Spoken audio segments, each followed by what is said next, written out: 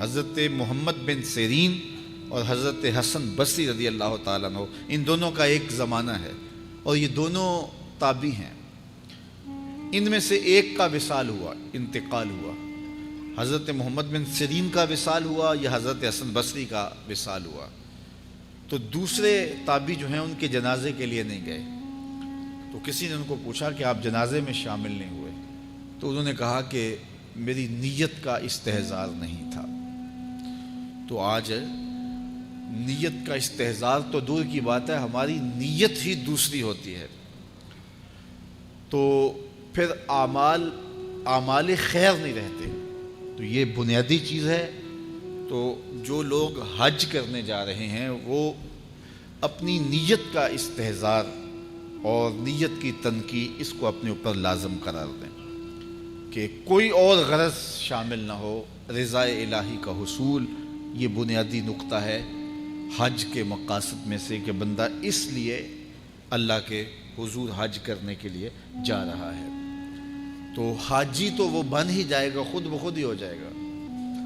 اچھا، کئی لوگوں کا یہ خیال ہوتا ہے کہ میں نے ایک حج کیا ہے تو حاجی بن جاؤں گا، اور زیادہ حج کیے جائیں گے تو پھر الحاج بن جاؤں گا۔ تو یہ ایک عوام کی غلط فہمی ہے۔ حاجی اور حاج ان دونوں کے اندر کوئی فرق نہیں ہے۔ حاجی بھی اس میں فاعل کا صیغہ ہے اور حاج بھی جو ہے وہ اسی معنی میں ہے۔ تو حاجی ہو یا حاج ہو، الحاج ہو، الحاج الف لام تو معرفہ کے لیے لگ گیا۔ تو اس سے یہ جو لوگوں کے اندر غلط فہمی ہے کہ حاجی ایک حج کرنے والے کو کہتے ہیں اور الحاج کئی جس نے حج کیے ہو، جس نے فلاں تو الحاج ہے، جس نے بہت سارے حج کیے ہیں۔ تو ایک حج کرنے والا بھی الحاج ہو سکتا ہے اور متعدد حج کرنے والا بھی حاجی ہے۔ جس طرح ایک نماز پڑھنے والا بھی نمازی کہلا لیتا ہے اور روز نماز پڑھتا ہے وہ بھی نمازی ہے، تو اس کے لیے کوئی الگ سے لفظ نہیں ہے۔ اور بعض لوگوں کا یہ خیال ہے کہ جو جمعۃ المبارک کے دن حج آئے وہ حج اکبر ہوتا ہے اور باقی شاید چھوٹے حج ہوتے ہیں۔ تو یہ بات بھی غلط فہمی پر مشتمل ہے۔ جمعۃ المبارک کے دن اگر کوئی حج آ جائے تو ظاہر ہے جمعہ کی برکتیں بھی ساتھ شامل ہو گئیں، لیکن حج اکبر یا حج اصغر کی یہ تقسیم نہیں ہے۔ عمرے کو حج اصغر کہا گیا ہے اور جو حج ہے اس کو حج اکبر کہا گیا ہے۔